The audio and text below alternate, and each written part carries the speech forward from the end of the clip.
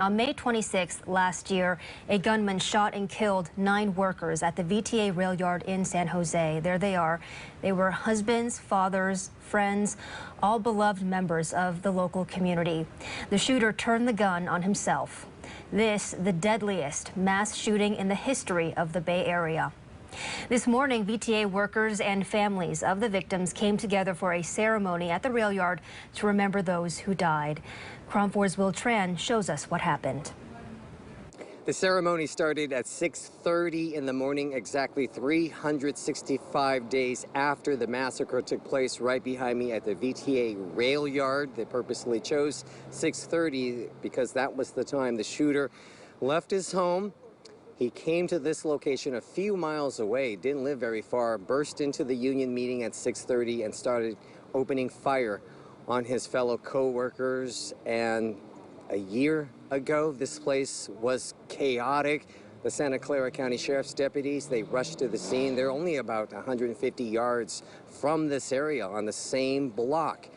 Now, here are co-workers showing up this morning. Many of them were dropped off by VTA buses because parking was so limited that they actually jumped on a bus at another location, came here. Many of them got to the corner, which was the location where the deputies pretty much used as just a jumping off point. They started hugging each other. Some of them even had big posters of their loved ones holding it up as they were heading into the ceremony.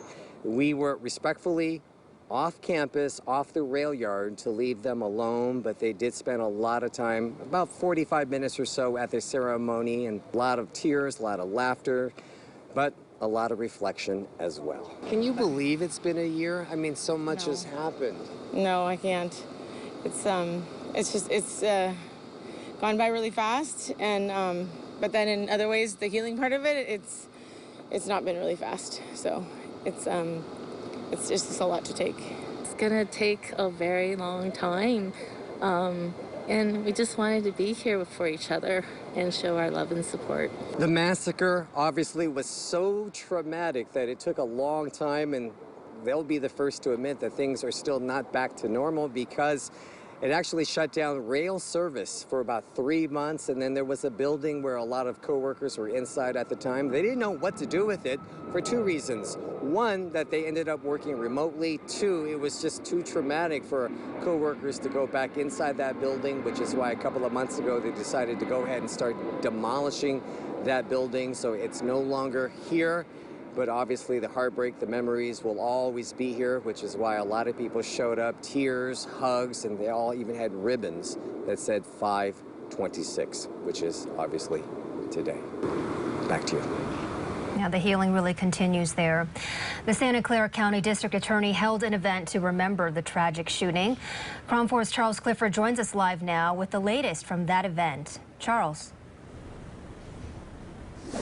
Yeah, you know, as tragic as the VTA shooting was, it could have very easily have been worse if it weren't for the quick action of first responders, the sheriff's deputies, police officers, firefighters, paramedics who got there quickly. Today, they were given a very well-earned thank you. On Thursday morning, Santa Clara County officials thanked the first responders who rushed in to help victims during the chaotic moments after the VTA shooting 1 year ago. These heroes rushed, sirens on, toward the sound of gunfire at the VTA rail yard.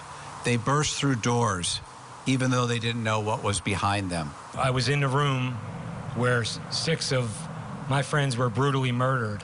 John Courtney was working inside the VTA yard the morning of the shooting. He believes the quick actions by sheriff's deputies, police officers, paramedics, and firefighters prevented further loss of life, including his own.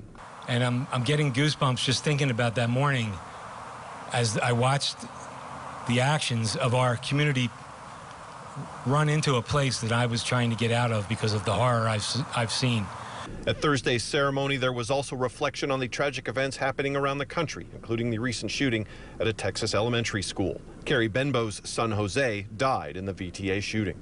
I spoke with my son Jose's sister yesterday, and a friend had come to her, had not seen her in a while, and said, "Hey, how's your brother Jose?" And she's like, "Oh, you don't know?" "No? What?" he was murdered in a mass shooting?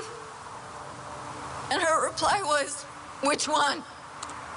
In a lot of ways, we haven't come to terms with our racism issues, our mental health issues, and our gun issues. And we haven't been able to have honest conversations. And if we don't have those honest conversations, we're always going to be spinning, and we're always going to be in the hamster wheel. It makes you worried. But there are people who give us hope. There are people like these first responders who wake up at all hours, put on their uniforms, and go to work. All right, back live now. The county also today unveiled its new resiliency center, which is here in San Jose, which offers support to people who might be victims or families of victims of workplace violence. But for now, in the South Bay, Charles Clifford, KRON 4 News. Yeah, this whole thing's still so very heartbreaking. Thank you so much, Charles, for your live report.